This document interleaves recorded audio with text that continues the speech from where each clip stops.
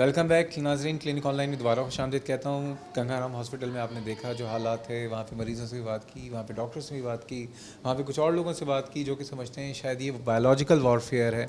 इस हवाले से अब हम अपने सफ़र का जो दूसरे मंजिल में पहुँचे हैं वो है म्यू हॉस्पिटल। म्यू हॉस्पिटल जो है कहा जाता है कि लाहौर का सबसे बड़ा पब्लिक सेक्टर हॉस्पिटल है। और यहाँ पे इस वक्त जब मैं पहुँचा हूँ तो शाम के 5 बज रहे हैं, क्योंकि आज हम सुबह से निकले हुए हैं।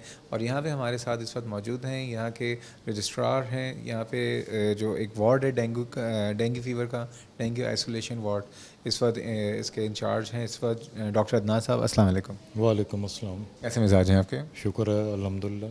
डॉक्टर साहब ये बताइए क्या हालात हैं डेंगू का? एक जो खौफ है, जो एक नंबर ऑफ़ पेशेंट्स का जो बल्क है, आपके हॉस्पिटल में कितने पेशेंट आ रहे हैं? देखें, एक तो इस पर डेंगू का सीज़न अनएक्सपेक्टेडली पहले से ज़्यादा अर्ली हुआ। लास्ट ईयर जो हमारे पास डेंगू के पेशेंट्स आना शुरू हुए वो अक्टूबर में थे। इस साल जो पहला डायग्नोज केस हमने एडमिट किया AVH ब्लॉक में, जो कि मेवा हॉस्पिटल का प्राइवेट वार्ड है, वो 6 अगस्त को था। तो इस बार एक तो डेंगू के पेशेंट्स जल्दी आना शुरू हुए, और नंबर 2 उनका जो तादाद है वो दिन ब दिन बढ़ती रही। लेकिन अल्हम्दुलिल्लाह मेवा अस्पताल इंतज़ामिया ने मरीज़ों की बढ़ती हुई तादाद के पेश नज़र फिर उसी तरह से अपने इंतज़ामात को बढ़ाया, और इस वक्त हॉस्पिटल में 450 बेड्स सिर्फ डेंगू पेशेंट्स के लिए मुख्तस हैं। इस वक्त तो हमारी कंसंट्रेशन है मरीज़ों की ट्रीटमेंट पे और इसकी प्रिवेंशन पे। अच्छा, क्या ये बताइए कि आप लोगों ने डेंगू की कोई स्पेशल OPD बनाई हुई है या कैजुअल्टी में 24 घंटे आप उसको पेशेंट को डील कर रहे हैं? जी बिल्कुल। हमने मेवा हॉस्पिटल में एक तो डेंगू पेशेंट्स के लिए 450 बेड्स मुख्तस किए गए हैं। चलिए आप दिखाएंगे ज़रा हालात क्या हैं, हम चल के वार्ड में चलें। जी, डेंगू आउटडोर्स का क्या हम किया है।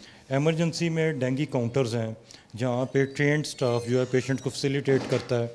उसके अलावा तमाम लेबॉर्ट्री टेस्ट, पेशेंट्स का एडमिशन, उनकी मेडिसिन्स और खाना। क्या मेडिसिन क्या चाहिए मेडिसिन?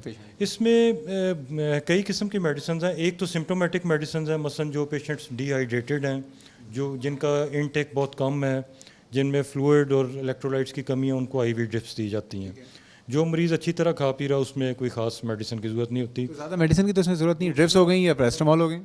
पैरासीटामोल हो गई। फिर उसके अलावा जिन पेशेंट्स में ख़तरनाक सिम्टम्स हैं, जो शॉक में जा रहे हों, उनको प्लाज्मा एक्सपेंडर्स की ज़रूरत पड़ती है। उसके अलावा अगर ब्लड ट्रांसफ्यूजन या प्लेटलेट ट्रांसफ्यूजन की ज़रूरत है तो उनकी किट्स और उनके टेस्ट वगैरह वो सारी सहूलियत। चल के आप मुझे ज़रा पेशेंट जहाँ मौजूद हैं ज़रा देखते हैं वहाँ के हालात के, वार्ड में किस तरह रखा है पेशेंट को।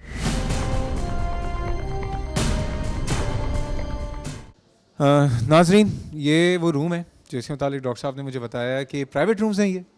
बेसिकली AVH जो है मेवा हॉस्पिटल का प्राइवेट ब्लॉक है। यहाँ पे प्राइवेट रूम्स और प्राइवेट वार्ड। आप लोग चार्ज करते हैं इसका मतलब? नहीं, हमने गुज़श्ता साल भी तमाम ऐसे नॉर्मल डेज में चार्ज करते हैं? नॉर्मली हम इनमें प्राइवेट पेशेंट्स जो कि प्रोफेसर्स के प्राइवेट केसेस होते हैं, या जो एंटाइटल्ड पेशेंट्स जो गवर्नमेंट ऑफिसर्स हैं, उनके लिए ये हमने रूम्स। आजकल आप चार्ज कर रहे हैं? नहीं, एब्सोल्युटली हम इनके रूम सर्विसेज, इनकी मेडिसिन, इनके टेस्ट वगैरह, इवन खाना भी हम फ्री प्रोवाइड कर रहे हैं। अस्सलाम वालेकुम। वालेकुम सलाम।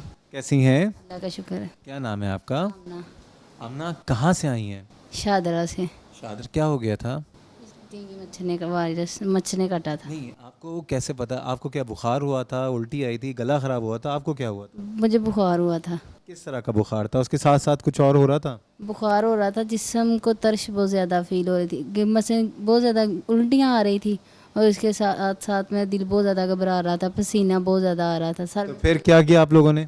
फिर हम इधर एडमिट हो नहीं, किसी डॉक्टर के पास नहीं गई? गई थी, एक के पास सिर्फ मेडिसिन लेके फीवर की। टीका लगाया था? जी, इंजेक्शन लगाया था, किस चीज़ का इंजेक्शन था? फीवर का ही था। ये डॉक्टर साहब, ज़रा मैं आपसे भी पूछना चाहूँगा कि डॉक्टर साहब आइए प्लीज़। हमारे यहाँ क्योंकि हम जो मेडिकल प्राइमरी मेडिकल केयर में एक तो कोइक्स बहुत हैं, 6.5 लाख कोइक, और बहुत से ऐसे में डॉक्टर हैं जो कि खुद उनकी प्रैक्टिस कोइक जैसी होगी। टीका, ये जो टीका लगाया जाता है और रंगे परंगे कैप्सूल, इनका क्या रोल है? मेरे साथ ये डॉक्टर साहब मौजूद हैं, इनके मुताल्लिक़ ये है बताया गया अभी कि 24-24 घंटे जो है ड्यूटी देते हैं, तो यहाँ पे इनको शेर कहा जाता है। ये डॉक्टर साहब कैसे हैं आप? अल्हम्दुलिल्लाह से बिल्कुल ठीक ठाक है। ये जो ये कहीं बेचारी ज़ाहिर बात है बीमार हो गए तो इंसान, आप भी डॉक्टर के पास ही जाएंगे, मैं भी डॉक्टर के पास जाऊँगा अगर डॉक्टर ना हूँ तो ये जो टीके लगाए जा रहे हैं, आपको क्या लगता है कि ये इनकी इम्यूनिटी से, जो इंसान का डिफेंस सिस्टम है, ये जो टीके और गलत किस्म की ड्रिप्स और दवाइयाँ दी जाती हैं, क्या उसकी वजह से ये कॉम्प्लिकेशंस नहीं होती हैं? सबसे पहली बात तो ये कि पहले अगर हम बात करें डेंगू फीवर में, तो डेंगू फीवर में तो टीके का किसी किस्म का कोई रोल है ही नहीं, और वैसे भी फीवर होता है तो उसमें एंटीबायोटिक्स बन सकती हैं अगर कोई वाकई इनसे इन्फेक्शन हो जिसको आप इंजेक्टेबल से ट्रीट कर सकते हैं, ठीक है। अगर कोई ऐसी इन्फेक्शन है जिसके लिए आपको इंजेक्टेबल्स की ज़रूरत ही नहीं है, तो मेरा ख्याल है कि इट्स वेरी अनफॉर्चुनेट अगर लोग कोई भी फिर हमारे जो माशरे में डॉक्टर साहब, आप भी मुझे बताइए कि हमारे यहाँ तो ट्रेंड है, डॉक्टर के बाद टीका मशहूर है हर मर्ज़ का इलाज। उस टीके में कोई स्टेरॉइड डालता है, कोई एंटी एलर्जी डालता है। अब अगर किसी को सस्पेक्टेड डेंगू फीवर है, उसकी इम्यूनिटी वैसे डिस्टर्ब है, उसके स्टेरॉइड का टीका लगाया जा रहा है, स्टेरॉइड दी जाती हैं, गलत एंटीबायोटिक्स दी जाती हैं, इससे उसकी इम्यूनिटी मज़ीद डिस्टर्ब होगी। बिल्कुल डॉक्टर शहजाद आपने बजा फरमाया, और मैं इसमें एक एडिशन करना चाहूँगा। एक तो स्टीरॉइड्स वगैरह इम्यूनिटी को लो कर सकते हैं, दूसरा जीपीज़ अंधाधुंध इंट्रामस्कुलर इंजेक्शंस लगा रहे हैं। अब डेंगू का पेशेंट जिसके अंदर प्लेटलेट काउंट फॉल कर चुकी है, उसमें इंट्रामस्कुलर इंजेक्शंस कॉन्ट्राइंडिकेटेड है या बिल्कुल नहीं लगाना चाहिए। तो मेरी आवाम से दरख्वास्त है कि अगर किसी में बुखार, सर दर्द, आँखों में दर्द, नकाहत, जिस्म में हड्डियों में, जोड़ों में दर्द, या डेंगू की और अलामात जैसे गशी वगैरह तारी हो रहे हैं, तो आप फौरी तौर पर सरकारी हॉस्पिटल जहाँ पे trend doctors, trend medical staff मौजूद है, वहाँ से रुजू कीजिए। आपका 1 रुपया भी खर्च नहीं होगा और आपको बेहतरीन एक्सपर्ट्स की सहूलत हासिल है, बेहतरीन इलाज की सहूलत हासिल है। और जिस तरह के आपने अभी देखा, हम तो प्राइवेट रूम्स भी पेशेंट्स को फ्री दें। एक बात कहना चाहूँगा अपने तमाम लोगों से, हमारे माशरे में एक कॉन्सेप्ट ये है कि अच्छा डॉक्टर वो है जो टीका लगाता है। जो टीका नहीं लगाता लोग उसको कहते हैं पागल है, तो डॉक्टर ही नहीं है, ये तो इसको तो कुछ नहीं आता।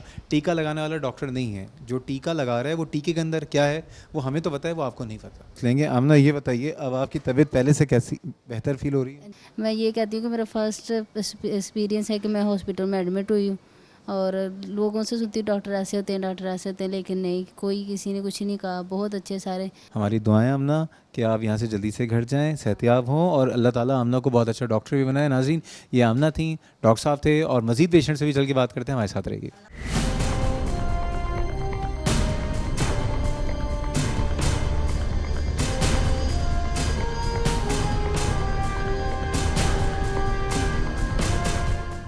हम दूसरे रूम में आए, यहाँ पे एक और पेशेंट है, उनसे भी बात करते हैं। अस्सलाम वालेकुम। वालेकुम। कैसी हैं आप? थोड़ी सी ठीक हूँ। क्या नाम क्या है आपका? मेहरुनिसा। मेहरुनिसा साहिबा, क्या हुआ था आपको? बुखार कब हुआ आपको? परसों। अच्छा, बुखार के साथ साथ और भी कुछ हुआ है? नहीं, पेन है बहुत ज़्यादा। अच्छा, इनका प्लेटलेट काउंट हुआ है क्या डॉक्टर साहब? अभी तो काफ़ी स्टेबल है, मतलब प्लेटलेट काउंट भी काफ़ी हाई है। असल में बेसिकली हमारे पास है फेब्राइल फेज़ में, जो फेब्राइल फेज़ होता है पहले 5 से 7 दिन तक एक्सटेंड कर सकता है। कुछ लोगों में 3 दिन होता है, कुछ में 10 दिन तक जाता है। नॉर्मली इसको 5 to 7 डेज़ हम लोग कहते हैं।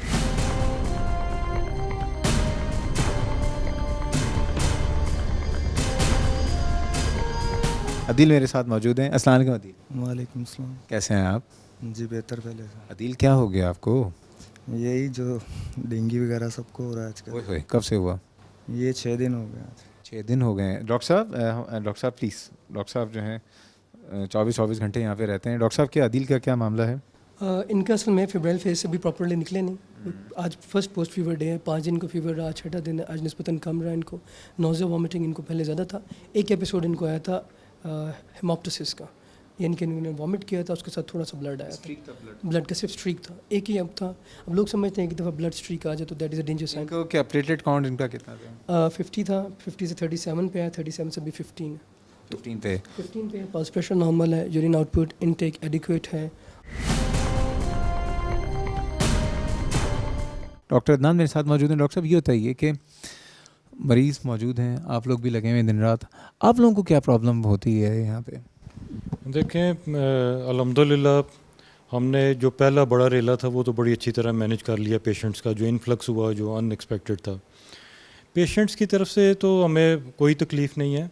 लेकिन मैं एक हेल्थ एजुकेशन के हवाले से बात अभी एक ऊपर एक मरीज़ ने के जो अटेंडेंट थे, उनके अदील के खालू, उन्होंने कहा कि मच्छर एक नज़र आया था उन्हें। जी, वो मैं उसी तरफ आ रहा हूँ कि हेल्थ एजुकेशन के हवाले से मेरी एक रिक्वेस्ट है कि देखें, हमने डेंगू आइसोलेशन वार्ड्स बनाए हैं। आइसोलेशन का मतलब है कि पेशेंट को हम अलहदा कर रहे हैं ताकि डिज़ीज़ के स्प्रेड को रोका जा सके। हाँ, तो मरीज़ के साथ 5-6 तो अटेंडेंट थे उसके। तो यहाँ पे ये देखने में आया है कि पेशेंट के अटेंडेंट्स, अगर मरीज़ एक है तो कम से कम उसको 20 अफराद दिन में मिलने आते हैं। आप लोग क्यों मना क्यों नहीं करते?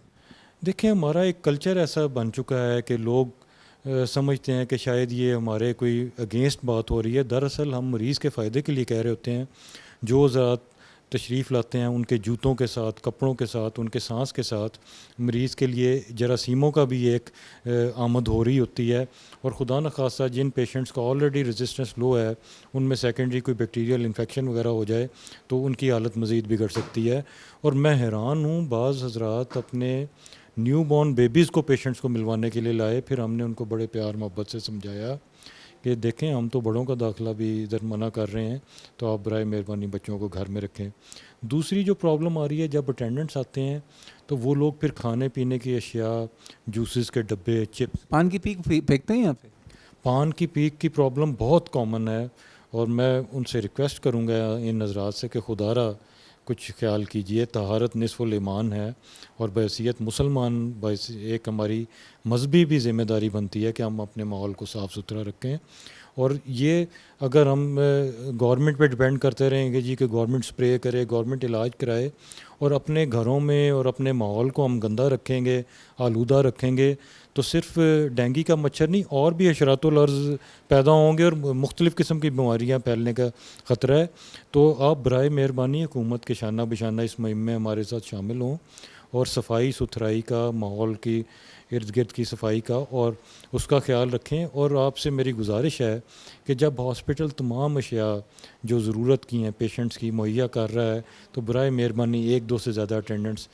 बहुत शुक्रिया डॉक्टर अदनान, बहुत शुक्रिया, आपने बहुत टाइम दिया। नाज़रीन, ये था प्रोग्राम का वो हिस्सा जिस अभी हमने मी हॉस्पिटल में गुजारा। आपने देखा यहाँ पे मरीज़ तो खैर आ रहे हैं, लेकिन अच्छी बात यह है कि ऐसे भी मरीज़ हमने देखे, आपने भी देखे, जो कि 7,000 जिनका प्लेटलेट काउंट था, लेकिन अब वो बिल्कुल स्टेबल हैं वाइटली। और अब जो है वो उनका प्लेटलेट काउंट बढ़ भी गया है, 7,000 तक चला गया था, लेकिन उनको कोई ब्लीडिंग नहीं थी। तो पहली बात ये कि जो हैरेसमेंट है, एक फ़ियर है डेंगू से, क्योंकि ज़्यादा से फ़ियर होना भी चाहिए। मैं भी अगर डॉक्टर नहीं होता तो मुझे भी फ़ियर होता, लेकिन लाइक ये है कि सबसे पहली चीज़ कि डेंगू का जो फ़ीवर है ये एक सेल्फ लिमिटिंग फ़ीवर है। दूसरा ये कि ख्याल ये करें, मैं तमाम लोगों से यही कहूँगा, जैसे डॉक्टर अदनान ने कहा, कि अगर हॉस्पिटल में कोई एडमिट है तो उसको एहतियात के लिए वहाँ पे रखा गया है ताकि उसका एक्सपोजर ना हो। लेकिन जितने लोग आ रहे होते हैं वो ख़ुद जरासीम लेके भी आ रहे होते हैं और यहाँ से हॉस्पिटल के जरासीम ख़ुद लेके भी जा रहे होते हैं। तो हॉस्पिटल वालों का भी ख्याल करें, आप डॉक्टर्स का भी ख्याल करें, ताकि आपके ही लोगों की जो है ट्रीटमेंट यहाँ पे अच्छा हो। मज़ीद बातें करेंगे, जा रहे हैं छोटे से ब्रेक पे, हमारे साथ रहिएगा।